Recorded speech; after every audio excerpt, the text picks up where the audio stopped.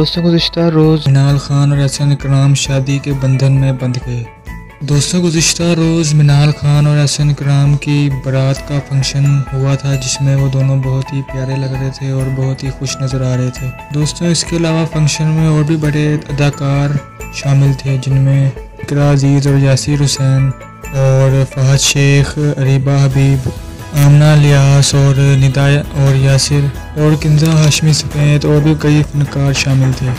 इसके अलावा दोस्तों मिनाल खान की बहन ऐमन खान के बारे में अगर बात करें तो वो निकाह के वक्त बहुत हसास हो गई थी, लेकिन बीच बीच में उनके चेहरे पर खुशी भी जाहिर हो रही थी।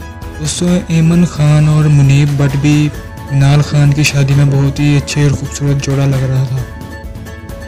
इसके अलावा दोस्तों रुखसती के वक्त एक बहुत ही दिलचस्प बात हुई कि आमतौर पर जब दुल्हनें रुखसत होते हुए रोती हैं, मगर मिनाल खान रुखसत होते हुए बिल्कुल भी नहीं रोई, बल्कि उनके चेहरे पर एक बहुत ही खुशी जाहिर हो रही थी, जो कि एक अच्छी बात है। दोस्तों आप इस मंजर को हमारी स्क्रीन पर देख सकते हैं। दोस्तों हमारी तरफ से मिनाल खान और एहसान इकराम को बहुत बहुत मुबारक उनकी शादी की। अल्लाह उन्हें ज़िंदगी की तमाम खुशियाँ दे।